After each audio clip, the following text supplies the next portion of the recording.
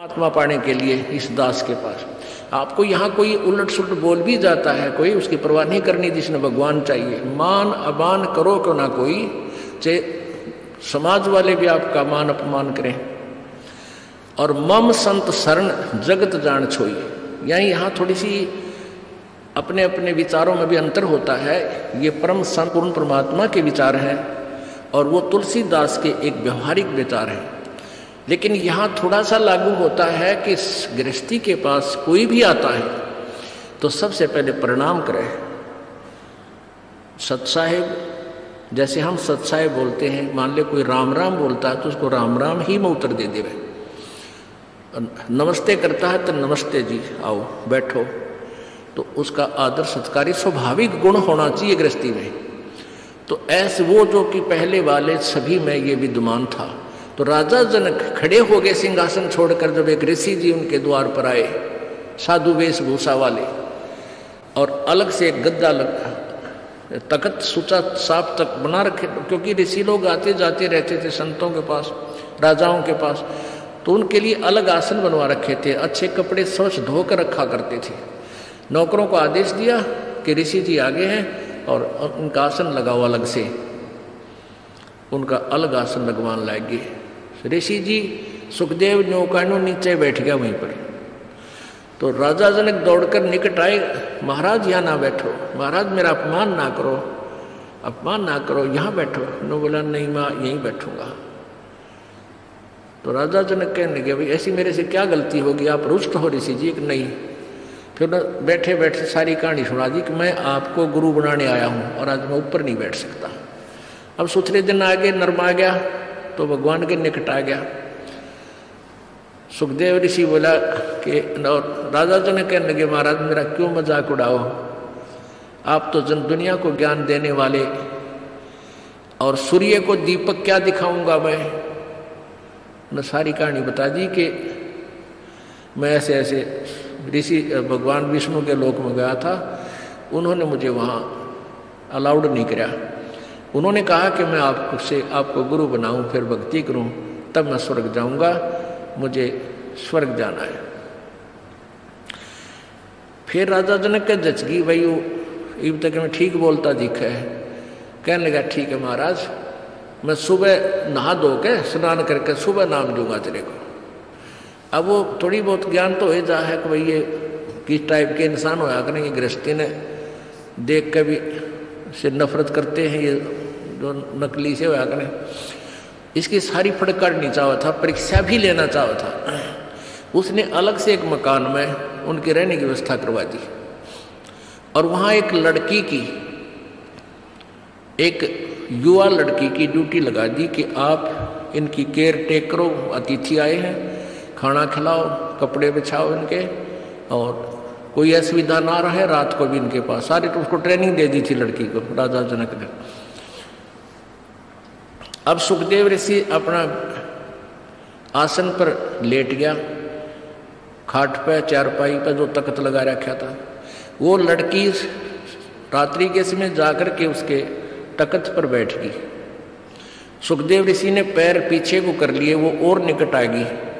वो थोड़ा सा और आगे को सरका, वो और निकट हुई तो उठ कर दूर खड़ा हो गया। कहने लगा बहन तू बाहर चली जा।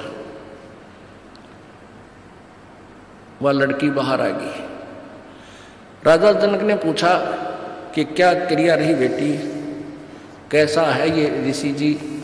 ने बोले जी ऋषि जी पक्का है, ऐसे ऐसे मैं बेड पर बैठी आपके आदेश अनुसार, तो इसने सारी ऐसे ऐसे क्रिया बताई। खड़ा हो गया और बाद में बोला बेटी बहन बाहर चली जा। तो बोला ठीक है। अब क्या हुआ कि उसका नीचे बिछा दिया कपड़ा, जैसे दरी वरी जो बिछा, वो बैठ गया भगत की तरह और कहने लगे बैठ जा ऋषि जी, अब मैं तुझे उपदेश दूंगा, पहले मैं नहा लूँ, स्नान कर लेता हूँ। अब गरीबदास जी ने अपनी वाणी में लिखा है कि राजा जनक के हजारों की संख्या में रानियां थी, पत्नी थी। उनमें से एक पटरानी होती है, जो सबसे पहले जो शादी की जाती है उसको पटरानी बोलते हैं, मुख्य पत्नी। बड़ी सुशील, अच्छी भक्ति करने वाली, साध्वी टाइप थी। उसको कहा राजा जनक ने कि मैं नहाऊंगा, और पानी गर्म करा, बता दिया था सारा, उसको ट्रेनिंग दे दी थी। वहीं पर जहाँ इस पहले बड़े बड़े दरवाजे होते थे, वहीं इधर सुखदेव ऋषि बैठा और इस साइड में लगा का चूल्हा ईंटा का, और ऊपर धर दिया पतीला और नीचे बाल दिए लकड़, सूखी लकड़, और पानी न्यो उबला है जो कर चाय बनाया करे, बनाते उबला करे। और राजा जनक का वहीं साथ में नहाने के लिए पाटड़ा डाल दिया,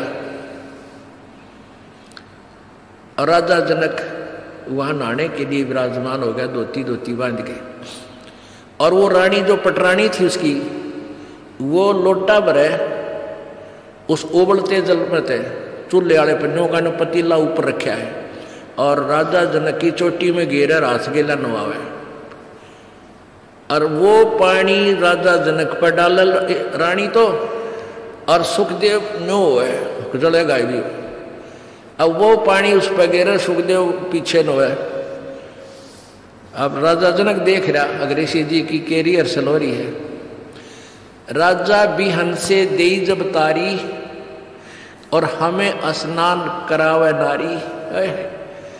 राजा हंसा, और जो वो न्योकड़ू है ना, तब राजा ने कहा कि सुखदेव ऋषि आप एक बार व्यास के बेटे, तो अपने आप को ऋषि माने फिरे था, बाल ब्रह्मचारी कहे था, और हम तो गृहस्थी हैं। और आज जो मेरे नहाने के बाद जो पानी गटर में जा रहा है, जो नाली के अंदर से पानी बह रहा है, तो इसमें हाथ दे दे व्यास के बेटा, जब जानो तो किसा भगत है, अपने आप में ऋषि बना फिरा था।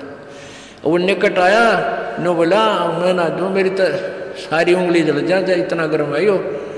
मैं इस नहाने के बाद जो जल जाता है वो 50% कम हो जाता है गर्म, और उसके बाद भी नो कहे मैं ना दूँ, मैं सारा जल जाऊँ, दूर बैठ गया जाके। तब राजा भी हंसा, जोर ताशा, और ताली बजाई, नो हथेली पीटी, और हमें स्नान करावे नारी। अरे तू इतनी दूर से जलन हो रहा यार, नवावे जिसने तू एक हे मान रहा था अपनी दृष्टि में, औरत तो देखनी भी नहीं, शकल भी नहीं देखनी, अरे या तेरे से अच्छी भक्ति करे, इसके हाथ भी ना जलते। और ऐसा योग कमाया पुता, बेटा यू के इतना भक्ति करी, के साधना की, और क्या हुआ जो इंद्री धूता। अरे इस क्या हो गया, तन इंद्रियों को काबू करने की चेष्टा कर रही है, खच्चम खच्चा हो रहा। इंद्री कर्म लगाओ किसके, जैसे जिव्या लेप नहीं मधुरस के। नालायक इस इंद्रियां का के दोष है भाई, इन तो रोके बैठा। अब जीभ के शहद लगा दे, 1 सेकंड में टेस्ट करके नीचे न कर देगी, जीभ का निशान भी ना पाओ मधुगा। तो इंद्रियां का कर्म नहीं लगे, तेरे मन के कर्म लगेंगे, और मन में दोष आए बिना रह नहीं सकता बेटा, ते तो कितनी बात बना दे। या वो भी जान गया भाई मन तो दुष्ट है, तो 1 मिनट में करा के बूंदी सोच जा, फिर सेकंड में कुछ और सोच ले। तो कहते हैं इंद्री कर्म लगाओगे किसके, जिव्या लेप नहीं मधुरस के। काफी ज्ञान दिया, फिर समझाया उसको। फिर क्या बताया कि रात्रि के समय ये लड़की तेरे बेड पर बैठी, और तेरी क्या स्थिति थी, क्यों डर गया, या कोई खावा थी तेरे को, तेरे में ज्ञान नहीं, विवेक नहीं, अब तू आत्म तत्व में भी नहीं है, परमात्मा के निकट कहाँ, तो बहुत देर की बात है। योगी पुरुष आत्म तत्व में आ जाते हैं, स्त्री और पुरुष की आत्मा में उन्हें भिन्नता नजर नहीं आती। अगर तू थोड़ा बहुत आत्म तत्व में भी आ रहा होता, तो भी तेरे अंदर ये शुक्र पैदा ना होती, और बैठ जाता, कहता जा बेटी बैठ, आओ भाई बैठो, बात परमात्मा की चर्चा शुरू करता, उसको ज्ञान सुनाने लग जाता। अब पे दोष खत्म था, तेरे अंदर दोष था, इसलिए तू सुकड़ा। इस तरह एक बार सांग देखने चले गए 2 जने, एक तो पहले जाता था, एक पहली बार गया था, और वो लड़के उस समय लड़कियों का ही रोल बना के और मेल फीमेल का रोल करा करते हैं। तो नाच रहे थे, कोई गा रहा था, अच्छे सुसज्जित कपड़े मेकअप कर रखी थी। तो पहली बार जो लड़का गया था वो ने कहा दूसरे, देख के सुंदर लड़की, देख किसा बढ़िया नाच है। वो दूसरा बोला लड़की कोई ना, यो लड़का है, उसका ना जचिया बात है ना, तो नहीं बेरा। वो फिर शाम के समय जब वो वहाँ अपना स्वांग करके, वो ड्रामा पूरा करके, जब जहाँ वो रुके थे किसी चौपाल में वहाँ गए, वो पहले जो सत्संग सुन जिसने वो सांग देख रखे थे वो अपने साथी को लेकर वहाँ चला गया। किसको जो पहली बार गया था, कहाँ, जहाँ वो रुके हुए थे उनके साथ साथ चले गए। उन बच्चों ने जाते ही वो सारा मेकअप उतार के, कपड़े निकाल के नारे नारे टांग दिए, और वो लड़के नो के नो कच्चे कच्चे में खड़े। तब उसका यकीन हुआ जो पहली बार सांग देखने गया था, अगर तो छोरे थे, छोरी कोई ना थी। अब अगले दिन जब वो सांग देखने गया, वो नाचा भी था वो लड़का, और लड़की का मेकअप भी था, पर उसने लड़की नजर नहीं आई थी, वो लड़का दिखा था। तो ऐसे ही जब आत्मज्ञान में भी होता सुखदेव, तू तने लड़की नहीं दिखा, तो ड्रामा कर रहा था, बेटा अपना कल्याण करा ले। बोलो सतगुरुदेव। आज सुबह के सत्संग में आप जी ने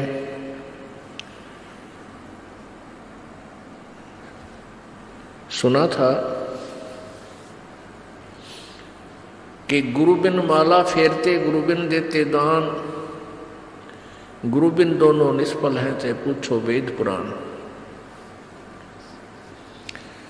आज सुबह के सत्संग का विषय था कि आप इस लोक के रहने वाले नहीं हैं, हम सभी सतलोक से आई हुई वो पुण्यात्मा हैं जो सदा सुखी रहा करते थे, और हम काल के जाल में फंस के अपने पैर पे आप कवाड़ा मार के हम यहाँ दुखी हो रहे हैं। अब हमने अपने सतलोक जाना है। जब तक हम सत्यलोक नहीं पहुंचेंगे तब तक ये कष्ट पे कष्ट हमें झेलने ही पड़ेंगे, क्योंकि यहाँ का विधान है जैसे कर्म प्राणी करता है उसको वैसा ही फल मिलेगा। यहाँ के विधान अनुसार पुण्य भी आपको भोगने हैं और पाप भी आपको ही भोगने होंगे। इसमें कोई परिवर्तन नहीं हो सकता। इसमें परिवर्तन कर सकते हैं पूर्ण ब्रह्म परमेश्वर, पूर्ण ब्रह्म वो कबीर परमेश्वर। उसकी विधि, उसकी पूजा की विधि जैसे वो प्रभु लाभ थे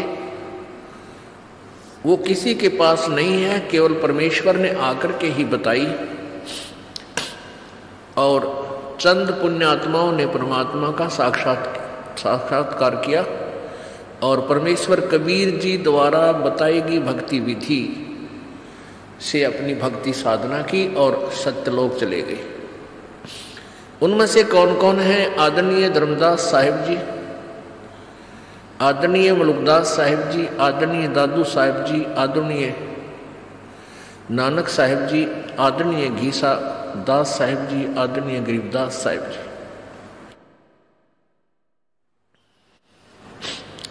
जब तक हम सतलोक नहीं जाएंगे हम यही दुखी होते रहेंगे। आज सुबह के सत्संग में आपने सुना था कि सतलोक जाने के लिए गुरुजी की आवश्यकता पड़ती है। सतलोक जाने के लिए पूर्ण गुरु की आवश्यकता पड़ती है। अब जैसे किसी ने विष्णु जी की साधना करनी है तो उसके सत्र का भी वो गुरु हो, अन्य किसी से उपदेश लेकर या अपने आप साधना करने से परमात्मा प्राप्ति नहीं हो सकती। किसी भी इष्ट की अप्राप्ति यानी उससे मिलने वाला लाभ, परमात्मा की प्राप्ति का तात्पर्य होता है उससे मिलने वाला लाभ। वैसे परमात्मा साक्षात भी प्राप्त होता है। अब जैसे हमने गाय लेनी है, भैंस लेनी है, तो भैंस या गाय जो दूध वाली है उसका प्राप्ति का क्या कारण है, क्या तात्पर्य है कि गाय मिले तो उससे मिलने वाला लाभ हमें मिला, दूध मिला, घी मिला, दही मिली, मक्खन मिला, और गाय साक्षात भी है। तो ऐसे ही परमात्मा प्रभु की प्राप्ति का तात्पर्य है उसे मिलने वाला लाभ हमें प्राप्त हो। अब सुबह के सत्संग में चल रहा था कि जो जहाँ का उपासक है, जो भी साधना करता है वो अपनी साधना को कंप्लीट और श्रेष्ठ मान रहा है। गीता जी अध्याय नंबर 4 के श्लोक 25 से लेकर 30 तक यही विवरण दिया है कि कोई तो देवताओं की पूजा में व्यस्त है, मग्न है, और कोई तीर्थ व्रत आदि उपासनाएं करता है, और कोई योगासन ही करता है, कोई केवल कठिन व्रत ही करता है, कोई योग अभ्यास करता है, कोई प्राण अपान की गति से ही कुछ सिद्धियां प्राप्त कर लेता है। ऐसे साधनाएं करते हैं और सभी अपनी अपनी साधनाओं को पाप नाशक जानकर करते हैं।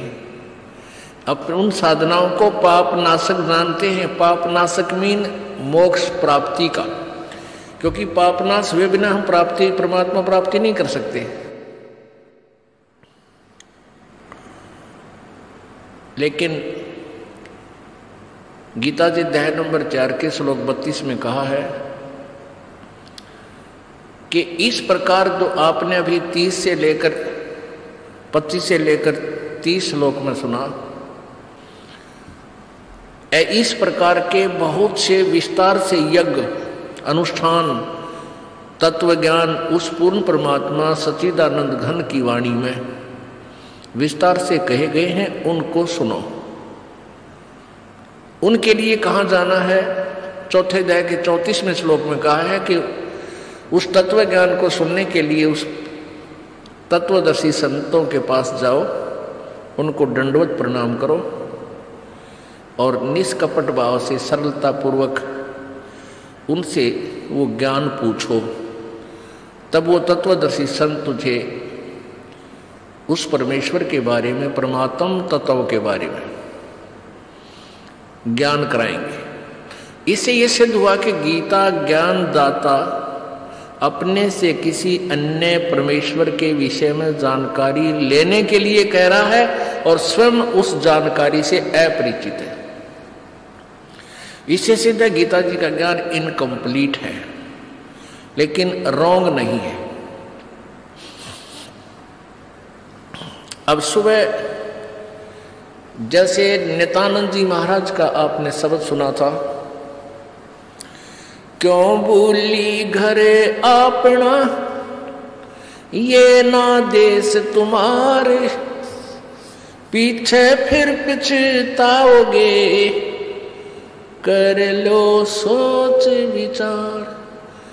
अब नित्यानंद जी महाराज विष्णु जी के उपासक थे और वो भी ज्ञान का जो दृष्टिकोण रखते थे, अपने उस विष्णु लोक को ही पूर्ण मोक्षदायक धाम मानकर उसी को टारगेट बनाए हुए थे और वो अपने उस ज्ञान को, अपने उस साधना को मोक्षदायक मानते थे, तभी तो उसको कर रहे थे और तभी तो उनके ढोल के डंके पर वो आवाज लगा रहे थे।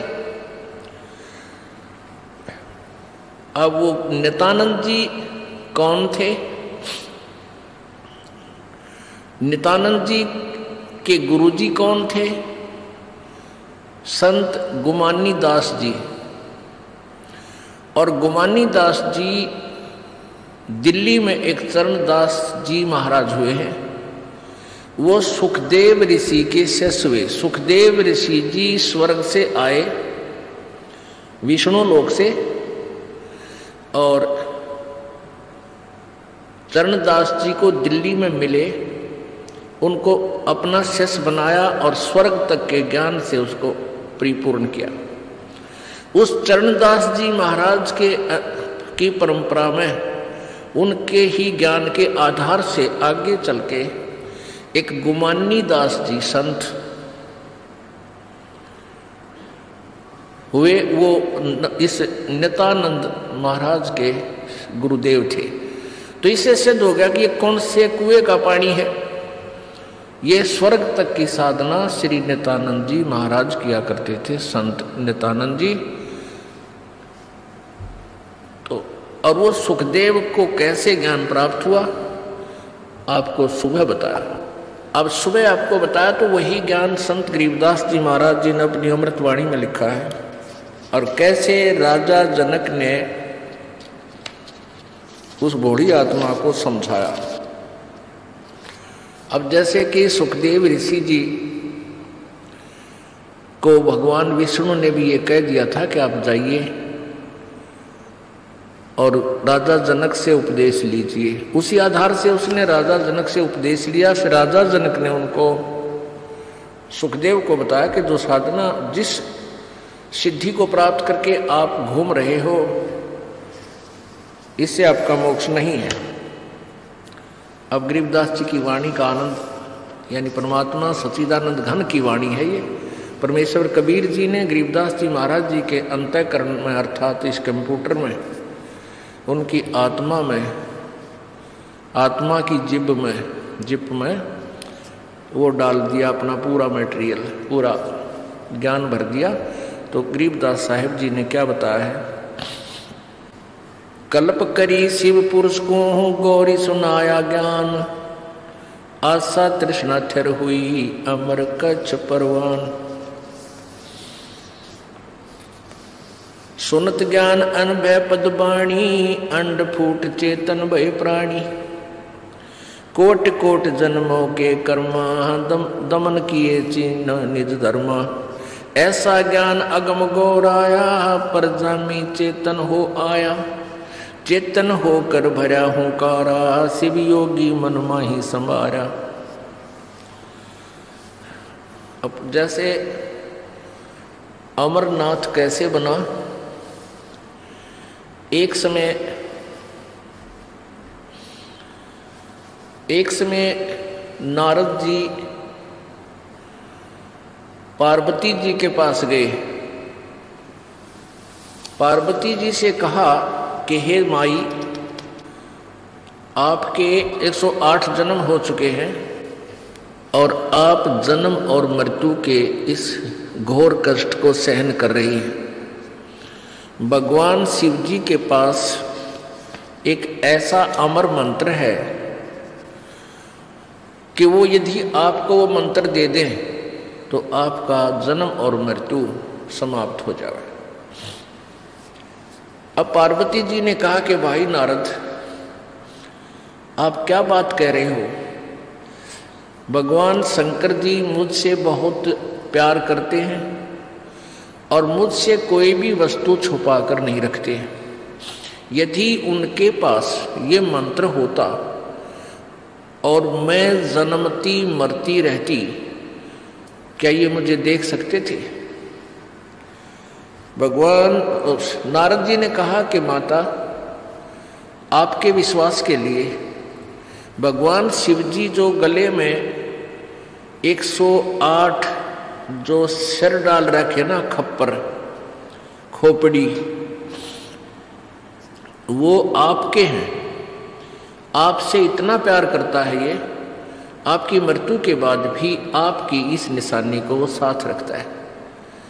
लेकिन मंत्र आपको नहीं दे रहा, ये मुझे नहीं मालूम, ये वही बताएंगे।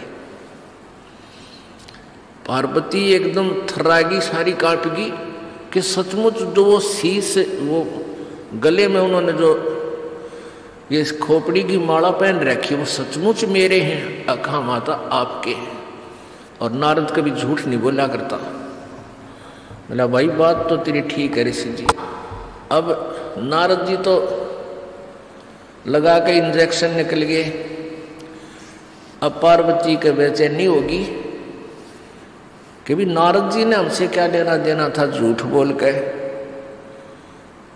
और भगवान शंकर जी मुझे मंत्र नहीं दे रहे, ये क्या कारण है, समझ में नहीं आई। भगवान शिव जी सामने घर पर आए और पहले तो पति पत्नी का व्यवहार आपको मालूम है जैसा होता है। ये भले ही परम आत्मा है, यानी श्रेष्ठ आत्मा है, लेकिन है ये भी जीव ही। इनके अंदर भी वही गुण और अवगुण है जो आप जी में है, लेकिन आप जी में हमसे वो उत्तम गुण अधिक है, दुर्गुण भी थोड़े से कम है पर हैं अवश्य। तो पहले तो पार्वती नखरे करा करती, जब वो घर पाते इब तक कहाँ थे आपने हमारा जानने को नहीं, यानी जिस तरह की व्यवहार बातें होती है कभी आकड़ जाती। अब उस दिन जब आए भगवान शंकर जी और चरणों में गिर गई।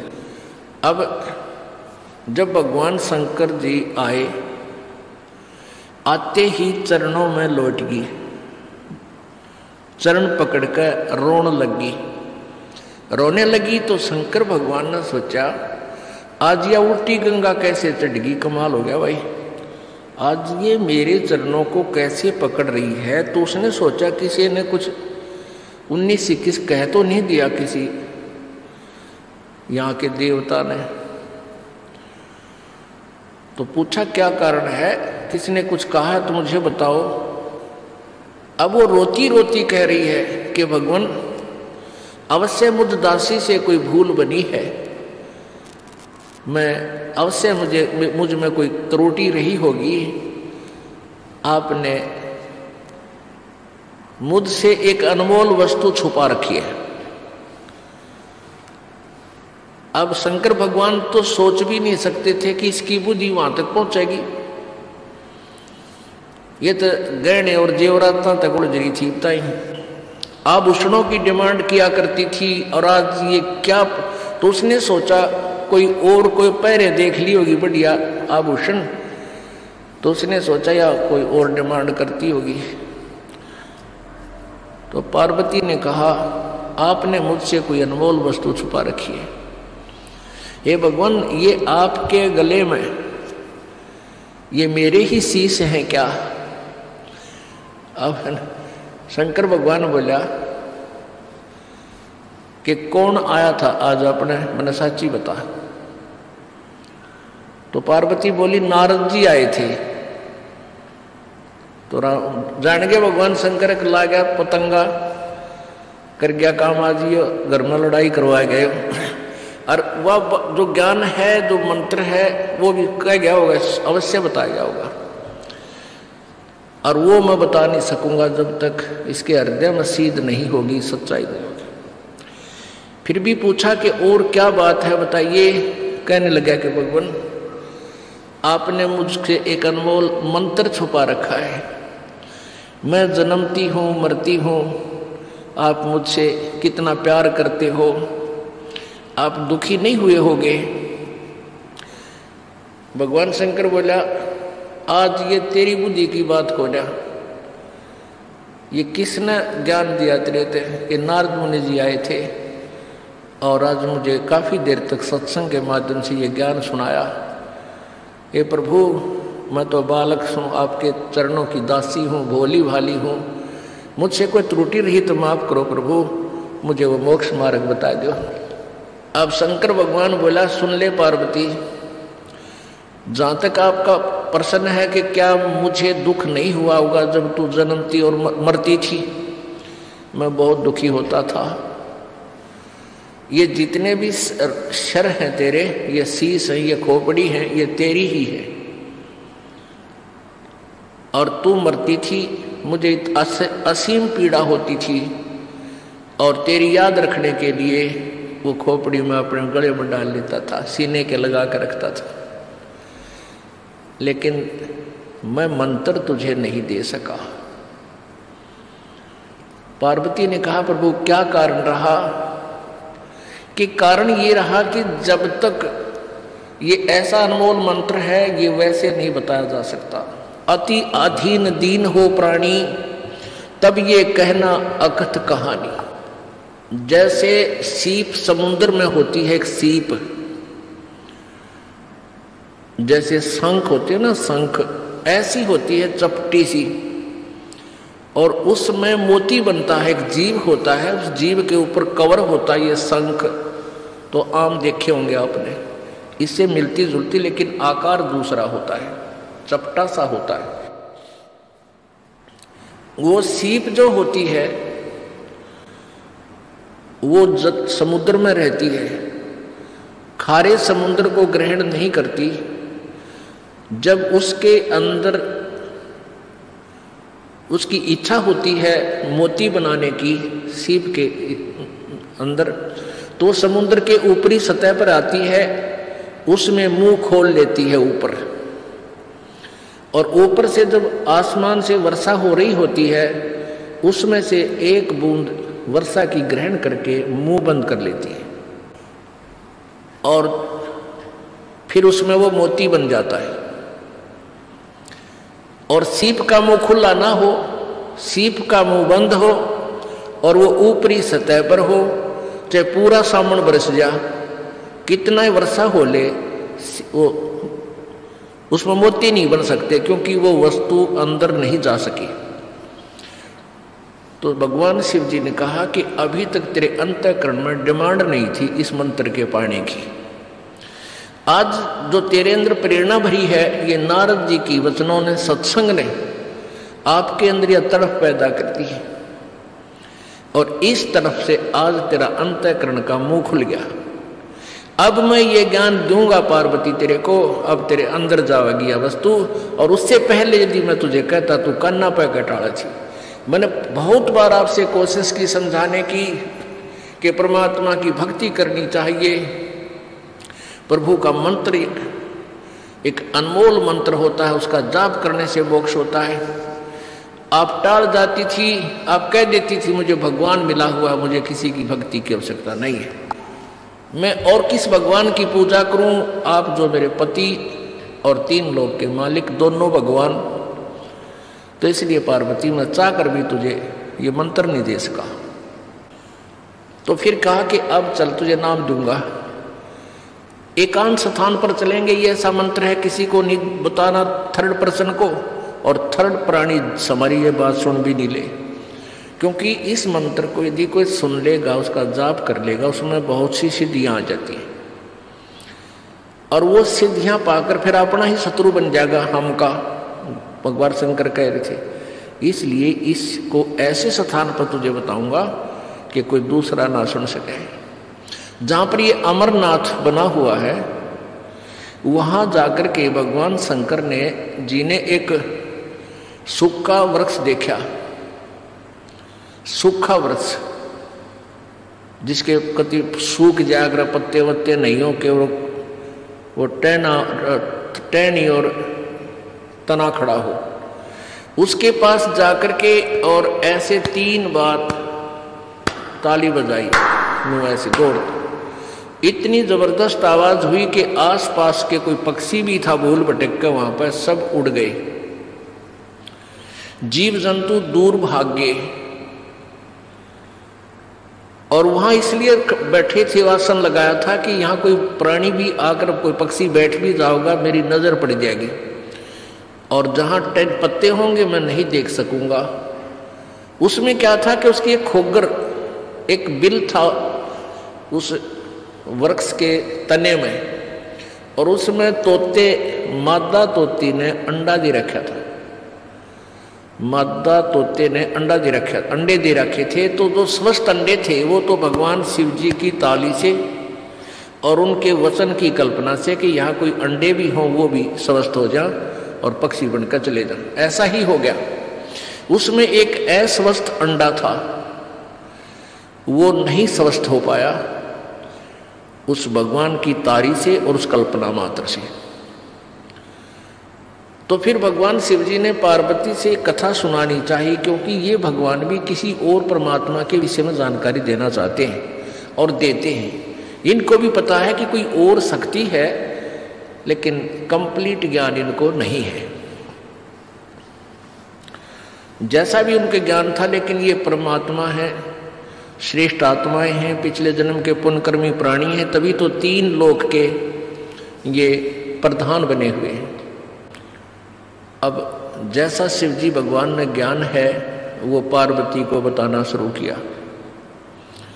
क्या बताया कि नीचे मूल कमल है, मूल कमल में गणेश जी का वासा है, इसका ये मंत्र है। उसके ऊपर सवाद कमल है, उसका ये मंत्र है। सावित्री और ब्रह्मा जी का वास है। और नाभि कमल में विष्णु और लक्ष्मी जी का वास है, इसका ये मंत्र है। ये ऐसे ऐसे जाप करो। और हृदय कमल में शिव जी का जाप, शिव जी का कमल है और इसका ये जाप है। और कंठ कमल में दुर्गा का ये मंत्र है, इसका ये जाप करो। ऐसे ऐसे चलते रहो, ऐसा दिखाई देगा, फिर आगे चल के ऐसा होगा, आगे जब उसमें पहुंचोगे वहाँ ऐसा होगा, उसका इतने कलर हैं, उसका ऐसा कलर है, उस कमल का उसके इतनी पंखड़ी है।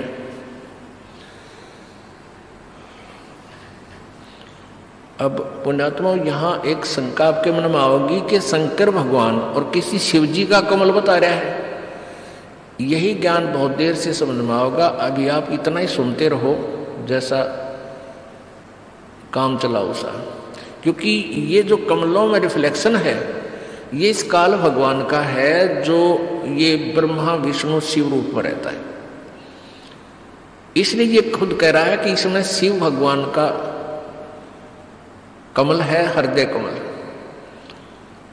और कंठ कमल में ये दुर्गा है। तो ऐसे भगवान शिव जी बता रहे हैं, मंत्र भी बता रहे हैं। ये प्राथमिक मंत्र है। जिस भी संत या महंत भगत को यथार्थ ज्ञान प्राप्त हुआ है तो इस मंत्र से प्रारंभ हुआ है सभी का। ये मंत्र अवश्य जाप करने पड़े हैं। ये प्राथमिक मंत्र है और ये यहाँ का इनका फाइनल मंत्र है, ब्रह्मा विष्णु महेश तक का। जो ये 5 नाम है, जो आपको 7 नाम दिए जाते हैं, इनमें से बीच वाले जो 5 मंत्र हैं ये यहाँ के फर्स्ट एंड फाइनल सारे मंत्र। इनमें कोई एक जप है, कोई 2 का जाप करे है, कोई 3 का कर ले है। उनको कंप्लीट रेसो नहीं, कंप्लीट चूर्ण नहीं उनके पास, यानी वो पूरी दवाई नहीं बना पाए। ये तो कबीर परमेश्वर जी ने आके हमें बताई कि ये सभी मंत्र इकट्ठे ही ऐसे जाप होंगे तब ये पूर्ण दवाई बनेगी। तो भगवान शंकर जी पार्वती जी को बता रहे हैं और पार्वती जी को बता रहे हैं एक मूल कमल, रीढ़ की हड्डी, बैकबोन के लास्ट एंड नीचे, उससे अंदर की तरफ 2 उंगल ऊपर भगवान गणेश जी का कमल है। उसकी 4 पंखड़ी हैं, उसका ऐसा रंग है, उसका ये मंत्र है। ये जाप कर पार्वती। दूसरा उससे 2 उंगल ऊपर स्वाद चक्र है, सावित्री ब्रह्मा का जाप है, स्थान है, वास है, और उसमें ये मंत्र जाप कर पार्वती ऐसे ऐसे। वो कहते हैं और उसको तुझे ऐसा कलर दिखाई देगा, इसमें ऐसे अक्षर लिखे होंगे इन पंखड़ियाँ पर। वो कहती हाँ जी हाँ जी, क्योंकि ये भी पुण्यात्मा पिछले जन्म जन्मांतर की अच्छी साधक थी पार्वती, इसलिए शीघ्र ही इसकी आत्मा अंदर की तरफ सुरती चली गई और वो अपना देख रही है। उधर से क्या हुआ कि पार्वती जब पहुंच चुकी इस कंठ कमल की तरफ, इससे आगे को जब चलने लगी वो अचेत हो गई। उसको ऊपर कुछ प्रकाश आदि नजर आने लगा तो बोलना बंद हो गया,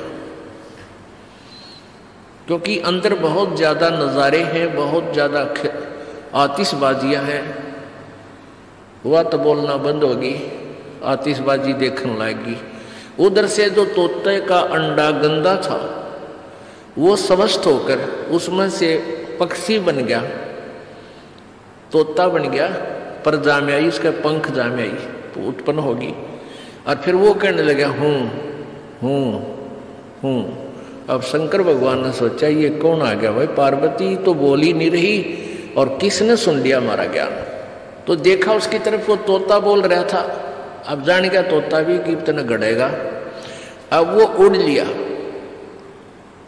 तोता उड़ गया, भगवान शिव जी पीछे पीछे, और तोता जाकर के व्यास जी की पत्नी के पास वो शरीर छोड़कर तोते वाला उसके गर्भ में पहुंच गया। जैसे आपको सुबह बताया था, जैसे प्रेत होते हैं, पितर होते हैं, जो पितर सतर के होते हैं वो किसी भी के शरीर में प्रवेश कर जाते हैं और शांतिपूर्वक बैठे रहते हैं। वो अच्छी आत्माएं हैं, किसी को सताड़ना नहीं चाहती, वो शांत रहते हैं। और जो दुष्ट टाइप के व्यक्ति मरते हैं, खरपतवारी खुरापाती, वह भूत बनते हैं। वो कुछ एक तो उनमें से एक आधा जो कुछ ठीक सी भक्ति रह जाती है, थोड़ी बहुत उनमें अंश, वो दूसरे वो तो फिर भी चुप रहते हैं। बाकी जो खुरापाती होते हैं वो स्वयं नहीं प्रवेश कर सकते किसी में। उनको ये अन्य जो जंतर मंत्र करने वाले होते हैं ये अपने उस जंतर मंत्र के द्वारा किसी में प्रवेश कर देते हैं। वो तो फिर निचले टेकन के हैं, कोई नहीं जिसमें पड़ जाएंगे, वो गद्दम गद्दा की तो कुछ कर रहे हैं कि तो कुछ कर रहे हैं, सुनो अचेत कर देंगे कि तो नू करेंगे बैठ के। वो निकम्मे टाइप के भूत होते हैं, मर्द प्राणी। तो ऐसे वो उसके पेट में पहुंच गया, व्यास जी की पत्नी के पेट में। और व्यास जी की पत्नी भी बहुत पुण्यकर्मी प्राणी थे। अब उनको छेड़ना भी भगवान शिव जी के बस की बात नहीं थी। तो उससे जाकर कहा कि हे व्यास की पत्नी, आपके पेट में मेरे ज्ञान का चोर आया है और इसने ज्ञान सुन लिया और ये अमर हो गया, और इसने तू बाहर निकाल, मैं इसने गढ़ूंगा, इसको जान से मारूंगा। ये कहीं मनुष्य शरीर प्राप्त करके इस मंत्र का कहीं आगे ना ज्ञान करवा दे किसी को। ये बहुत गुप्त मंत्र है, ये हमारे लिए घातक सिद्ध हो सकता है। अब वो व्यास की पत्नी कहने लगी, व्यास जी आगे क्या है भगवान, कैसे आना हुआ, सारी कहानी बताई। तो व्यास जी ने कहा कि भगवान, एक तरफ तो आप कह रहे हो कि अमर हो गया और फिर नो को इसने मारूंगा। अमर को आप मारोगे कैसे, ये भोलेनाथ, अब यू कैसे मरेगा आपसे। शिव जी चला गया, भाई ठीक, बात तो तेरी भी ठीक है। अब ये प्रसंग सुनाते हैं, अब ये सच्चिदानंद घन की वाणी सुनाते हैं। शंखों देह धरी तन योनी, नो तत् के का बीज न भूनी, मोक्ष मुक्ति का लख्या न भेवा, बर में पुत्र व्यास सुख देवा। सतगुर मिला महादेव बंका, 84 की मिटी न शंका, 78 जन्म गौरी भरमाई, शिव को रुंड माला गल लाई। अर्ध शरीरी देवी गौरा, जिनका थीर भया ना भौरा, नारद मुनि उपदेश बखाना, गिरजा सुनो मोक्ष पद ज्ञाना। सुन हे देवी गौरा माई, 68 तीर्थ पर भी नाई, पिंड प्रदान किए कै बारी, खुली नहीं तेरी मुक्ति दुआरी। रुंडमाला शिव के गल माही, सो देवी तुम जानो नाही। रुंडमाला, इसने कहे, इसके ऊपर ये खोपड़ा बच जाता है, इसको रुंडमाला कहें, शीश। रुंडमाला शिव के गल माही, सो देवी तुम जानो नाही। तुमरा देवी रूप विशाला, शिव तो पैर रहे रुंडमाला, परले शंख असंको जाही, अमर कच्छ शिव कल के माही। अमर कच्छ शिव है अनुरागी, तुम देवी गौरी दिल त्यागी, मूल मंत्र नहीं नाम सुनाया, ताते कल्प होवे तेरी काया। अब नारद जी इंजेक्शन लान लग रहा है कि तेरे को भगवान शिव जी ने दिल से त्याग रखा है और तेरे को ये मूल मंत्र नहीं बता रखा, उससे तेरा मोक्ष हो सकता है। महादेव देवन पति देवा, जाकी करी न गौरी सेवा। अब पार्वती जब ये कहने लगी कि हे नारद जी, ऐसा नहीं हो सकता कि भगवान शिव जी मुझसे कुछ छुपा के रखें, मैं नहीं मान सकती। तो नारद जी क्या कह रहे हैं कि अभी तक तो आपने भगवान शिव जी को एक पति रूप में डील किया है, आज उनको गुरु रूप में डील करना। क्या बताते हैं, शिव है मोक्ष मुक्ति महादेव देवन पति देवा जाकी करी न गौरी सेवा। अब ये जो ज्ञान बोला जा रहा है ये पुराणों से है। अब ये जो सच्चिदानंद घन की वाणी यानी कबीर परमेश्वर की वाणी है जो गरीबदास जी बोल रहे हैं, ये गरीबदास जी की के सतर का ज्ञान नहीं है जो पार्वती और नारद जी की वार्ता हुई वो बताई है। नारद जी को कितना ज्ञान है, ये शिव जी को महादेव और देवताओं के भी देवता मानते हैं, वो अपने सतर से बोल रहा है। यहाँ निर्णय आगे देंगे गरीबदास जी इसका। ये नहीं समझना कि इस वाणी में भी तो लिखा है कि महादेव शंकर भगवान को महादेव लिखा है, देवताओं का भी देवता लिखा है। ये उनकी वार्ता एज इट इज लिखी गई है। महादेव देवन पति देवा जाकी करी न गौरी सेवा। कर बंदन कर शीस नमावो तन मन अर्पो शीस चढ़ाओ। कि तूने ये अनमोल मंत्र देना है। अब आपने उनकी सेवा एक गुरु रूप में नहीं की, अब तक पति रूप में डांट मारी है। और कर बंधन कर जो शीश नवाओ, हाथ जोड़ के शीश नवाओ और तन मन अर्पो शीश चढ़ाओ। शिव है मोक्ष मुक्ति के दाता, तासे भेद कहूँ गौरी माता। चरण गहो चिंतामणि केरा, ताते प्राण अभय हो तेरा। कमल रूप देवी दिल कीना, नारद मुनि उपदेशी चीना। जद आये शिव मंगल अवधूता, देवी चरण लिए सतरूपा। कमल रूप देवी दिल कीना, कमल जैसा कोमल और निर्मल दिल देवी ने यानी पार्वती ने किया। और कैसे उसके अंतःकरण में ये तरफ जागी कि वो नारद जी मिल गए, इसका वर्णन बता रहे हैं कि कमल रूप देवी दिल कीना, नारद मुनि उपदेशी चीना। जद आए शिव मंगल अवधूता, देवी चरण लिए सतरूपा। जब भगवान शिव जी घर पाए तो पार्वती ने सच्चे दिल से सतरूपा उनके चरण पकड़े। चरण पकड़ बोलत रोवत है बाला, चरण पकड़ रोवत है बाला। मेरे शीश किए रुंड माला, कि आपने मेरे सिर आपके गले में माला बना रखी। मोसे भक्ति दुराई देवा, मैं जानी नी तुम्हारी सेवा। आपने मेरे से भक्ति छुपा रखी है और आप किस तरह प्रसन्न हो गए ये ज्ञान मुझे नहीं था। चरण पकड़ रोवत है बाला, मोरे शीश किए रुंडमाला। मोसे भक्ति दुराई देवा, मैं जानी नी तुम्हारी सेवा। मोसे भक्त दुराई स्वामी, हमसे भेद कहो निर्धामी। मैं अबला हूँ बालक भोरी, पार निभाओ हमारी डोरी। मैं बाला हूँ, मैं अबला हूँ बाला भोरी।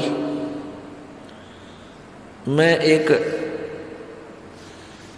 बालक हूँ आपके सामने, बोली भाली हूँ, अबला हूँ यानी निर्बल हूँ। और मेरी डोली पार निभाओ, मुझे मोक्ष मार्ग बताओ। पूर्व जन्म की कथा सुनावो, मूल मंत्र हम शिव को रहो। मूल मंत्र महबूब का ई सुनाओ मोही। देखो निर्णय आ रहा है कि मूल मंत्र महबूब का, उस परम प्यारे परमात्मा सत्य पुरुष का वो मूल मंत्र मुझे हे भगवान सुनाओ। और जुगन जुगन का पातक कटे छूटते दिल द्रोह। मूल मंत्र महबूब का ई सुनाओ मोही। जुगन जुगन पातक कटे हैं, छूटत है दिल द्रोही। भूल रही भवसागर हम ही, मोक्ष मुक्ति के दाता तुम ही। शीश पकड़ सुन देवी बाता, को उपदेशी मिला विधाता। अब ये तो नहीं ज्ञान तुम्हारा, हम सुभेद कहो परवारा। गिरजा कह सुनो शिव स्वामी, तारण तरण आद घन नामी नारद मुनि उपदेश संबोधम दीना ज्ञान ध्यान प्रमोदम। शिव समर्थ बोले हैं जब ही गौरी ज्ञान सुनाया तभी। अब भगवान जब वो पार्वती जी भगवान शिव के चरणों में लेटी हुई थी, उसका सिर पकड़ के बैठाया कि बैठ, ये तेरे सतर का ज्ञान नहीं, नो बता आज कौन मिला ऐसा भगवान आत्मा जो तेरे अंदर यह प्रेरणा पैदा कर गया मालिक पाने वाली, जो मैं युगों से नहीं कर सका। तो क्या बताती है, क्या कहते हैं भगवान शिव, शीश पकड़ सुन देवी बाता को उपदेशी मिला विधाता। कि ऐसा कौन भगवान मिल गया, विधाता मिल गया, तेरे मन में फेर गया, तू तो क्यों करे भी ना सुन की थी मेरी बाता ने। शीश पकड़ सुन देवी बाता को उपदेशी मिला विधाता। ये तो ना ही ज्ञान तुम्हारा मोह से भेद कहो परवारा। कि तेरी बुद्धि का ज्ञान कोई नहीं जो आज तू बोल रही है। गिरजा कह सुनो शिव स्वामी तारण तरण आद घर नामी। अब वो गिरजा बताती है कि कौन मिला। नारद मुनि उपदेश समोदम दीना ज्ञान ध्यान प्रमोदम। कि नारद जी मिले थे। तो भगवान शिव जी कहे बुलाओ नारद जी का, आज तेरी बुद्धि तो पलट गई, ना कद्दे भी ना सुना थी बात ने। शिव शिव समर्थ बोलत है जबी गौरी ज्ञान सुनाया तभी। कोट कल्प प्रलय जुग बीती ज्ञान दान सभी परचीती। तुमरा मन नारद मुनि फेरा सुनो ज्ञान तुम गौरी मेरा। बनखंड चलो गौरी दीवानी पंछी सुने न हमारी बानी। के बनखंड में चलो, वहां को पक्षी भी हमारी बात ना सुन सके।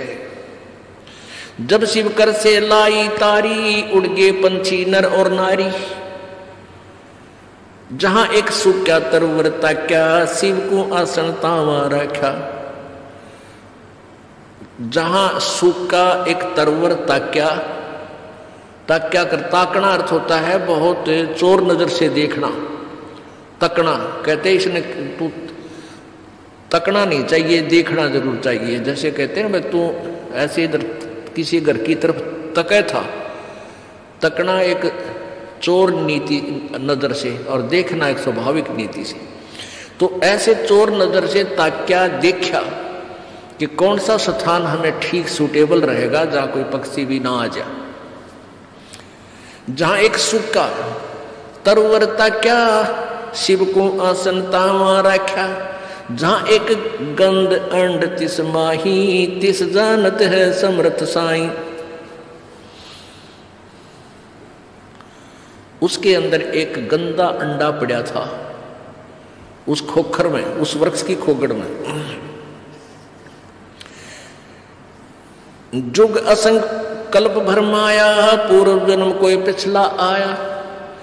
अब तुम सुनो गौरी मेरा ज्ञाना आसन मुख कर कूट ईशाना। आसन पदम लगावो गोरा मेर दंड सूदा कर बोरा। अब देखो कहां तक बता रहे हैं कि वो गंदा अंडे वाली आत्मा जो सुखदेव बना, कहते उसका असंख्य जन्म का कोई पुण्य कर्म आगे आ गया और वो गंदे अंडे वाली आत्मा में वो जीवात्मा पड़ी थी। अब ऐसा संस्कार होता है जैसे कई जीवात्मा गर्भ में मर जाते हैं मां के पेट में, उनका ऐसा संस्कार था, वहां ही मरना था। ऐसे ही जब गंदा अंडा था तोते का, वो गंदे अंडे में वो जीव था। पहले अंडे में जीव था, वो गंदा अंडा हो गया, स्वस्थ नहीं हुआ, रोगी हो गया। अब फिर भी वो आत्मा उसके चिपक रही थी, उसको अपना मान के छोड़ती नहीं जब तक कति नष्ट भ्रष्ट वो कति कंडम फोहा नीले रेतरात्मा ना मिले, तब तक उसका चिपकी रहती है। ऐसी वृत्ति हमारी काल न बढ़ा रखी। अब ये फूल क्यों उठाते हैं? अस्थियां जो व्यक्ति मर जाता है, मृत्यु हो जाती है स्त्री पुरुष की, तो उसको जला देते हैं, स्वाहा करते हैं हिंदू रीति में, हिंदू समाज में। तो फिर उसके वो अस्थियां क्यों उठाते हैं? अब ये पहले जीवात्मा जाता है तपस्या पे, मनुष्य शरीरधारी, वहाँ इसका बक्कल उतर ले है, इसमें से जो गंध है वो निकाल के फिर यूँ भेजा था धर्मराज के पास। धर्मराज के पास इसका ऑटोमेटिक कैलकुलेशन पावर है, ये इतने कर्म किए, ये तेरा जीवन जा भागवा, तो ये प्रेत बन जाता है मान लीजिए। तो प्रेत बनते ही फिर सीधा इसको पटकते हैं नीचे, ये सीधा आता अपने घर ने, घर में इतनी लंबी कील गाड़े पावे, फिर यू बारे बार फिर देखता है तेरे शरीर को कहाँ ले गए थे, शमशान घाट में। वहां पहुंचता है ये सूक्ष्म शरीर में, ये प्रेत आत्मा बनकर। तो वहां वो अपनी हड्डियों को अपनी मान के उनके चिपक जाता है। अकिया मेरी या मेरी क्यों ताजा जला पावे, नारी पहचान हो सब उसकी तय, उसके चिपक जाए, ये है मेरा शरीर। अब ये क्या करते हैं जंतर मंत्र करने वाले सेवड़े शावड़े नालायक, कि उन अस्थियां उठा लावे, उन अस्थियां को चिपका हुआ आवे क्यों मेरी है मेरी है, फिर उसका करके जंतर मंत्र और फिर उसको किसी और में प्रवेश कर देते हैं, वह बिरान मट्टी उसकी भी और अगले की भी शुरू हो जाती है। तो इन पेट भर संतों ने, ऋषियों ने, गुरुओं ने क्या सोचा कि इनने एक धंधा और दे दिया, जिसका मरे है ये स्त्री या पुरुष। उनको ये कहने लगे इनके पास कोई मोक्ष मार्ग तो था नहीं कि इसका कल्याण हो जाए बेचारे का। तो वो न्यू कहने लगे तुम इन सारी राख न डाल के और गंगा में बहा दो। अब गंगा में दरिया में डालने पाछे वो कितना का कित जाएगा, उसका भूत ने बेरा पट्टा ना कौन सी तेरी थी, तो वो कहते यहाँ से चाल जाएगा कि तो वो। आइए अब हम उन श्रद्धालुओं के अनुभव जानते हैं जो जगत गुरु तत्वदर्शी संत रामपाल जी महाराज जी से दीक्षा प्राप्त कर चुके हैं तथा उनके द्वारा बताए गए भक्ति मार्ग पर चल रहे हैं। सर नमस्कार। नमस्कार सर। सर क्या नाम है आपका? मेरा नाम सर रुपेश कामत है। रुपेश जी कहाँ से आए आप? सर वैसे तो हम बैकग्राउंड मेरा पटना बिहार से होता है, ग्राम पोस्ट भीमपुर, जिला सुपौल बिहार से, पर मैं काफ़ी टाइम से बठिंडा पंजाब में रहता हूँ सर। सर संत रामपाल जी महाराज जी से कब जुड़े आप? सर संत रामपाल जी महाराज से हम 28 जुलाई 2013 को जुड़े थे। सर संत रामपाल जी महाराज जी से नाम दीक्षा लेने से पहले आप कोई भक्ति साधना करते थे? जी, संत रामपाल जी महाराज से भक्ति लेने से पहले हमने काफ़ी साधना करी है सर। सबसे पहले तो हम कबीर पंथ से जुड़े हुए थे, कबीर पंथ से जुड़े हुए थे और 2.5-3 साल हमने कबीर पंथ से जुड़ा रहा और वहाँ का जो साधना बताया गया था, सोहम मंत्र दिया गया था हमें, उस मंत्र का जाप करा हमने। और इसके बाद जब हम लुधियाना में रहने लगा, काफ़ी टाइम में जब वहाँ बीत गया तो मुझे पता चला कि ब्यास वाले का कोई पंथ है, राधा स्वामी पंथ से सूचक है और उसका एक अंग है जो फिरोजपुर डिस्ट्रिक्ट बस्ती बलोचा में तेजा सिंह जी महाराज हैं, जो राधा स्वामी पंथ के परिवर्तक हैं। तो उससे मैंने दीक्षा लिया था सर 2000 में, और 2000 में उससे दीक्षा लेके हम लगभग 2007 तक उसका भक्ति करा और उसको छोड़ा नहीं था।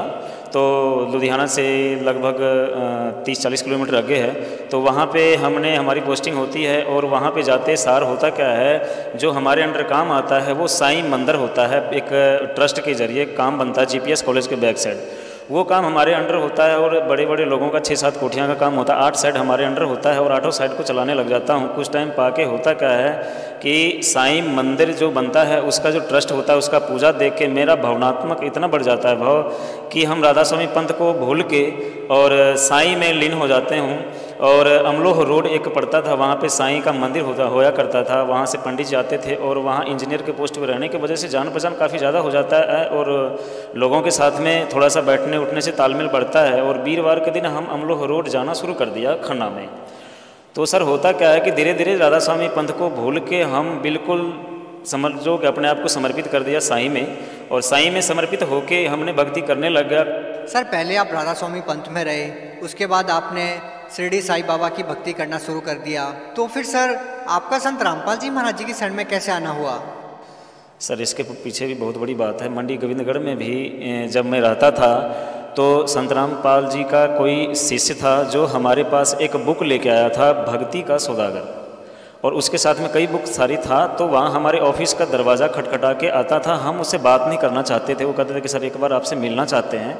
तो काफ़ी हमारे ना हर एक संडे वाले दिन आ जाते थे, ऑफिस का आधा टाइम होता था, आधा टाइम हम छुट्टी करते थे, लेकिन वो उसी टाइम आ जाते थे और मुझे डिस्टर्ब करते थे कि आप ये कोई संत है और वो भक्ति कबीर पंथ से है और आपको ये बुक दे के हम ज्ञान समझाना चाहते हैं, तो हम सुनना नहीं चाहते थे उसका बात। और उसको हम बोलते थे कि भाई हम दुनिया में जितने भी संत हैं सबको तकरीबन देखा है, राधा स्वामी से बढ़ के कोई संत नहीं है। मैंने ब्यास वालों से जुड़ा हुआ है, वहाँ भक्ति करा।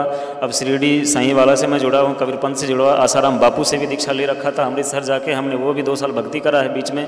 लगभग तकरीबन सारे संत को जान चुका है, मुझे किसी संत के चक्कर में नहीं पड़ना है। शिरडी साईं वाला से बढ़ के कोई है ही नहीं, ना तो कोई भगवान है। क्योंकि उस बीच में होता क्या था कि हम साईं सच्चरित्र को तकरीबन बारीकी से पढ़ चुका था। जब संत रामपाल जी के शिष्य बार बार आने लगे, हमारे ऑफिस के इर्द गिर्द रहते थे और उसका एक ही सिद्धांत था कि बुक दे के जाएँ भक्ति का सौदागर। हम लेना नहीं चाहते थे। तो कई बार हुआ क्या कि हमारे साथ जो जूनियर रहते थे वो बोले कि सर ये बार बार आते हैं, आपसे मिलना चाहते हैं, एक बार बुक लेके तो देखें, फ्री में दे के जाते हैं, या पैसा 10-20 रुपये क्या होता है, कोई मोल नहीं रखता। मैं बोला चलो छुटकारा ही तो पाना है इससे, चलो कोई बात नहीं बुला लो। बुलाया उसको ऑफिस में, चाय पानी पूछा, बोलते नहीं जी। तो मैंने बोला अच्छा आपकी बुक की कॉस्ट क्या है? तो उसने बोला कि नहीं जी कुछ भी नहीं है, आप पढ़ लो, यही एक सेवा होता है हमारा। हम बोले जी भाई आपके ट्रस्ट में है और क्या है, किस पंथ से हो? उसने बताया कि कबीर पंथ से हैं। हम उसको फिर अपने हिसाब से अपने स्टेटस के मुताबिक उसको समझाया कबीर पंथ के बारे में, क्योंकि पहले हम 2-2.5 साल जाना था कबीर पंथ को। सोहम मंत्र का जाप मिला हुआ था, उसको मैंने करा हुआ था। तो जितनी मुझे ज्ञान था अनुराग सागर के अनुसार से उसको समझाया। वो सबको बायकाट करते हुए बोला सर आप एक बार प्लीज़ इसको पढ़ेंगे। मैंने बोला चलो ठीक है, कोई बात नहीं, टाइम लगेगा, पढ़ेंगे। बड़े आदर भाव देखा उसके अंदर, पर मैंने इन चीज़ों को अपने दिमाग से निकाल दिया। कुछ मैं जब ऑफिस में, जो हमारा ऑफिस के अंदर चेयर के सामने हमारे काउंटर थे, काउंटर में रोज़ रखते थे जहाँ हमारी फाइल होती थी, और ख़ास करके मैं मोबाइल रखता था। उसके बीच में जो हमारा खास पेटेंट चीज़ होता था उस कैटलॉग के बीच में वो उस बुक को रखा हुआ था। मैं रोज़ का 2-3-4 बारी ज़रूर खोलता था, उस बुक को काउंटर पर रखता था और काउंटर से फिर दोबारा अंदर रखता था, लेकिन मैंने पढ़ा नहीं उसको। ऐसे जी निकलता गया टाइम, साल निकल गया। साल निकलने के बाद होता क्या है कि मैं अपने घर जाता हूँ छुट्टी मनाने। काफ़ी टाइम के बाद जब छुट्टी मनाने घर जाता हूँ तो देखता क्या हूँ कि उस बुक के माध्यम से हमारे घर में हर जगह संत रामपाल जी महाराज का पोस्टर लगा हुआ होता है, और हमारी माँ उससे दीक्षा लेके भक्ति करती होती है। और हमारे घर का जो पहले की बात थी, हमारे साल 1.5 साल जाने के बाद जो स्थिति को देखा, मैंने देख के चकाचौंध रह गया कि ये क्या हो गया। ये तो बुक में छापा हुआ पोस्टर देखा था, क्योंकि उस बुक के अंदर ना कबीर साहब और संत रामपाल जी महाराज के 2 पोस्टर लगे हुए थे, और फोटो को मैं देखता था पर कभी एक चैप्टर पढ़ा नहीं था कभी, और मैंने मतलब नहीं रखा था पढ़ने। मैंने चलो कोई बात नहीं, 10 रुपया ही तो गया है। जब मैं घर जाता हूँ तो होता क्या है कि हमारे वहाँ पे संत रामपाल जी का कुछ शिष्य थे, बोलते हैं कि जी आप इसको पढ़ के देखो एक बारी, आपने तो दुनिया बहुत देखा होगा, बड़े लोगों के साथ उठना बैठना है, पर इस बुक को देखो आप सब कुछ भूल जाओगे। हम बोले अरे भाई दुनिया देखने के लिए बुक की ज़रूरत नहीं है, पढ़ना लिखना और पैसा की ज़रूरत सबसे बड़ी है। शिक्षित हैं, ज्ञान है, और इसके साथ में पैसे की ज़रूरत है। दुनिया देखने के लिए बुक से कुछ नहीं मिलता। पर जो संत रामपाल जी का ज्ञान था उसके आधार पर उसने काफ़ी समझाने की कोशिश करी। समझते समझते जी होता क्या था कि हमारा जो बुरा लत था, 4:30 बजे के बाद हम किसी का नहीं सुनता था। 4:30 बजे के बाद हम 9 बजे रात तक जहाँ कहीं भी हो, किसी भी स्टेट में हो, तो या तो हम 3 स्टार में या तो हम हेवन में मिलते थे। इसके अलावा मतलब क्योंकि हमारा जहाँ भी जिस कंपनी में काम करते, पहले हम बोलते थे कि भाई 5 से लेके 9 बजे तक हम किसी का नहीं है, हम काम इतना पहले कर देंगे कि आपको ढूंढने की लोड़ नहीं है। और ये हम हेवन में बिताते थे क्योंकि पैसा होता था। हम शौकीन थे खाने पीने का, और इतना शौकीन थे सर कि मैं आपको क्या बताऊं, हम ब्रांडेड चीज़ लेते थे, लत लगी हुई थी, बुराई थी हमारे अंदर। और वो टाइम था, वो संत रामपाल जी के शिष्य हमारे सामने बैठे रह गए, और हमने बाइक निकाला, और निकालने के बाद हम निकल जाते हैं वहाँ से और चले गए जहाँ नशा पत्ता का चीज़, जैसे कि शराब का, वहाँ पे बहुत बड़ा ठेका था, हाथा दुकान था, और वहीं पे हाथा बैठने वाला था। तो वहाँ हम निकल के चले गए, और चले गए तो हम वापस आए 9:30-10 बजे। लेकिन संत रामपाल जी के शिष्य जो हमारे घर पे बैठे थे 3-4, वो बैठे ही रह गए हमारे इंतज़ार में, और वो सीढ़ी चला के बाकायदा और सत्संग लगा के रखे हुए थे। जब हम 9:30 बजे आते हैं तो हम नशे में धुत थे, हमें ये पता नहीं लगता था कि बाइक कहाँ रोकूं, कहाँ जाऊं, किधर। पर सामने संत रामपाल जी का प्रवचन चल रहा था। तो आते सार मुझे बड़े आदर से, ड्रिंक किया हुआ था हमने, लेकिन बड़े आदर से मुझे बैठाते हैं कुर्सी पे कि आप बैठो यहाँ पे। तो हम वहाँ 2 मिनट बैठा, हमारे पल्ले नहीं पड़ा, और हम वहाँ से उठ के चले जाते हैं। और अब हम अपने बेडरूम में चले गए। बेडरूम में चले गए तो नशे के हालत में देखते हुए संत रामपाल जी के शिष्य हमें कुछ नहीं कहे, और वो चले गए। सत्संग चलता रहा होगा, ये मुझे पता नहीं। जब हम सवेरे सो के उठते हैं तो मेरे उठने से पहले हम देखे कि वो भाई जो थे 3-4 वो फिर देखे बैठे हुए। हम बोले भाई तुम्हारे को काम नहीं है? वो कह रहे हैं कि नहीं काम तो बहुत है सर, लेकिन आप बहुत दिनों के बाद आए हो, इसलिए आपसे मिलने का इच्छा इतना था कि आपसे बात करें, लेकिन आप है कि हमसे बात नहीं करना चाहते हो, आप तो नशे में रहते हो, आप इतना ऊपर चले गए कि हमें पता ही नहीं था कि अपने आप को भी भूल गए हो और अपनापन की तो बात ही नहीं रही। उनके बातों में थोड़ी सी दम लगी कि भाई ये बात तो सही है कि इतने दिन के बाद हम आए, हमारे से मिलने के लिए बेचारे आ जाते हैं, पर इनके बातों पे गौर ना करके हम ड्रिंक करने चले जाते हैं, दारू शराब में डूबे हुए हैं हमेशा, यही बातें। तो होता क्या, मेरे जेब के अंदर ना बड़े कॉस्टली सिगरेट था जो हम लेके जाते थे, ठंडा वो उसका निकलता है, तो मैंने अपने जेब में सिगरेट का डब्बा रखा हुआ था और संतराम पाल जी के शिष्य को बोलता हूँ चलो ठीक है बड़े दिनों के बाद आए हैं सिगरेट लगा लो, और उसको मैं जैसे ही देता हूँ तो वो कहते हैं नहीं नहीं, और हाथ जोड़ लिया, बोलता ये बहुत ही गंदा चीज़ है, इसको हम लोग हाथ नहीं लगाते। हम बोले भाई इतना कब से सुधर गया तुम लोग? बोले सर जब से आपकी दूरियाँ बढ़ी है तो अच्छे लोगों से तो हमारी मिलन हुई है, आपसे दूरियाँ बढ़ी, आप में जो अच्छाई जितना बढ़ा है उससे कई गुना ज़्यादा मुझे महसूस होता है कि आप कहते हो अच्छा, लेकिन हमारे नज़र में आप बहुत जगह दलदल में चले गए हो, हम इन चीज़ों को छोड़ चुका है, हम हाथ नहीं लगाते। ये तो आप काफ़ी दिन के बाद इसलिए बैठे, नहीं तो आम आदमी होता तो मैं उसके पास भी नहीं बैठते। तो इन बातों से ना हमारे दिल में चुभन सवार है, तुम कहते हो कि मिलने आए हैं और दूसरी बात तुम कहते हो कि हम पास नहीं बैठते, ये तो अच्छी बात नहीं है। पर चलो जो बात करना चाहते हो करते हैं हम बातें। नाश्ता की तैयारियां हुई, मेरी मदर नाश्ता लेके आई और जगह जगह पे संत रामपाल जी का पोस्टर लगा हुआ था, कबीर भगवान का लगा हुआ था, अच्छा सा लग रहा था, दिल को छूता था कहीं ना कहीं बात, हमारे मन में कसक जगी। और उसी दिन मैंने बोला कि भाई तुम कहाँ पे हो? जो संत रामपाल जी के शिष्य थे तो बोले कि जी हम यहीं पास में ही हैं। हमने बोले यार तुम आज सत्संग लगा के मुझे सुनो कि इस सत्संग में आखिर ऐसा है क्या कि ये सारी बुराई जो लत लगी रहती है इंसान को वो दूर हो जाता है, क्योंकि हम तुम पे भरोसा तो कम करते, आखिर में मेरी माँ कह रही है तो कहीं ना कहीं सच्चाई होगी। तो जी हुआ क्या कि उसने सत्संग ले आके भक्तों ने लगाया और शाम के 4 बजे ही लगा दिया और सत्संग देखना हम बैठ गए आराम से। सिगरेट का डब्बी हर 1-2 मिनट बाद लगा लेता था, पर सत्संग में ऐसी कसक बनी कि आधा घंटा के बाद मैं सिगरेट को लगाना ही भूल गया। सिगरेट जेब में पड़ी रह गई, माची सामने पड़ा रह गया और सत्संग में इतना दिलचस्प आया। सत्संग ऐसा चल रहा था कि संत रामपाल जी सृष्टि की रचना के बारे में बता रहे थे। सृष्टि की रचना के बारे में हमें भी पता था, कुछ ज़्यादा समय पंथ में रहने से अनुराग सागर बुक मैंने लेकर आया था और पढ़ा था, तो अनुराग सागर के विपरीत कुछ लगा था मुझे, क्योंकि अनुराग सागर में मैंने पढ़ा था ब्रह्मा विष्णु महेश का माता पिता के बारे में क्लियर नहीं करा हुआ है अनुराग सागर में। और जब यहाँ सृष्टि की रचना संत रामपाल जी सुना रहे थे उसमें बता रहे हैं कि संत रामपाल जी महाराज की ब्रह्मा विष्णु महेश के माता पिता भी हैं और दादाजी भी हैं, और वो हैं कबीर साहब। अनुराग सागर में मैंने कभी सुना, वह मेरा दिमाग बिल्कुल वहीं पे खड़ गया जी, और खड़ने के बाद बड़े गौर से मैंने सुनने लगा कि आखिर में ये कहाँ तक पहुँच जाती है, इसको अंत करूँ ही करूँ, मैं देखूँ कि कहाँ तक ये बताते हैं इसके बारे में कि कबीर इज गॉड बार बार बताया करे, कबीर इज गॉड। हम तो संत मान चुके थे और संत समझते थे, इससे पहले दीक्षा ले रहे थे और संत के उपाधि मिला हुआ है, पर ये बार बार संत रामपाल जी कह रहे हैं कि कबीर इज गॉड, यही अल्लाह है, हर जगह प्रमाण बता रहे हैं। दिलचस्पी बढ़ती गई, सत्संग को मैंने दिल से सुना और सुनने के बाद हमारे अंदर कहीं न कहीं जागी और हमारे मन में आ गया था कि ये संत हैं, ज़रूर कुछ हट के सत्संग सुना रहे हैं। सर आप राधा स्वामी पंथ से भी जुड़े रहे हैं, आपने आसाराम बापू से भी नाम दीक्षा ली है, इसके साथ साथ आपने साईं बाबा की भक्ति भी की है, इतने सारे बड़े बड़े पंथों में जाके आप आए हैं, इसके बाद अचानक संत रामपाल जी महाराज जी से प्रभावित होना क्या सिद्ध करता है? सर देखिए पता क्या है कि सच्चाई तो आती है अचानक से, हर जगह जाके ठोकर खा के कहते हैं ना कि खीर से मुंह पका हुआ छाछ पीने को डरता है।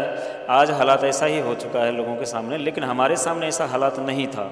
हम जगह जगह जाके हर जगह भक्ति करके देख के दुनिया को देख चुका था, पर संत रामपाल जी का प्रवचन अगर काश में पहले सुना होता तो मुझे लगता है कि मैं पहले ज्ञान को सुना होता और समझा होता। आज जो परिस्थिति में अभी हूँ, कुछ साल पहले इस परिस्थिति को देखा होता हमने। हुआ क्या है कि सर हमने ज्ञान को जब देखा समझा, जब संत रामपाल जी प्रोजेक्टर के माध्यम से जब एक एक पेज को खोलता है तो वाकई दिल को छूने लग जाता है। कहीं ना कहीं संत रामपाल जी महाराज जी का जो ज्ञान है वो राधा स्वामी पंथ से, संत आसाराम जी से क्या साईं भक्ति से अलग है। लेकिन बात करें यदि बदलाव की, तो आपके जीवन में संत रामपाल जी महाराज जी से नाम दीक्षा लेने के बाद क्या क्या बदलाव आए हैं जो पहले कभी नहीं आए? सर ये भी बहुत कठिन सवाल आपने पूछा है। ज़िंदगी में मैंने तो कहते हैं बदलाव, यहाँ पे तो रोटी कपड़ा मकान, ये 3 चीज़ों को ही सबसे उत्कृष्ट मान रखे हैं इंसान। लेकिन इन रोटी कपड़ा मकान के पीछे भी बहुत बड़ी राज छुपी होती है। होता क्या है कि मैं बहुत पैसा कमाता था पहले, इतना पैसा कमा के सुख और सुकून की ज़िंदगी मैंने कभी नहीं जीता था, क्योंकि शाम मेरा निकलता था बियर बार में, कहीं हेवन में या 3 स्टार में। मैंने कभी अच्छा टाइम नहीं देखा शाम के टाइम में। रात को मैं लड़ ही जाना या किसी को गाली गलौज कर देना, उल्टा अभट शब्द का प्रयोग करना, तो वो चीज़ नहीं। अब जो सुकून मुझे मिला है, अब जो मैं व्याख्या करूं तो शायद बहुत, जितना कर दूं उतना कम है। संत रामपाल जी महाराज के अनुयायी ये कहते हैं कि संत रामपाल जी महाराज जेल में बेशक है, जो भी उनसे नाम दीक्षा लेता है उनको लाभ मिलते हैं। क्या आप इन बातों पर विश्वास रखते हैं? बिल्कुल जी, बिलीव करने वाली बात है। संत रामपाल जी महाराज जेल में है, आप कहते हैं कि क्या उसको फल या फ़ायदा मिलता है? हम तो कहते हैं संत रामपाल जी महाराज मेरे सामने हैं। आज अगर मैं आपके सामने हूँ, आपसे बात कर रहा हूँ, तो मुझे दिखता है कैमरे के पीछे संत रामपाल जी महाराज। अच्छा, आप एक बात बताइए, संत रामपाल जी महाराज जी से आप लोग जुड़े हुए हैं, संत रामपाल जी महाराज जी के बारे में और उनके शिष्यों के बारे में एक बात ये भी निकल के आती है कि संत रामपाल जी महाराज जी के जो शिष्य हैं वो शिक्षित नहीं है, लेकिन आप एक सिविल इंजीनियर है। आप इन आरोपों के बारे में क्या कहना चाहेंगे? क्या ज़्यादातर लोग शिक्षित नहीं है? इस कारण से जो संत रामपाल जी महाराज जी के जो अनुयायियों की संख्या है वो लगातार बढ़ रही है। देखिए सर, होता क्या है कि कहते अधजल गगरी छलकत जाए, थोड़ा पढ़ा और थोड़ा अनपढ़।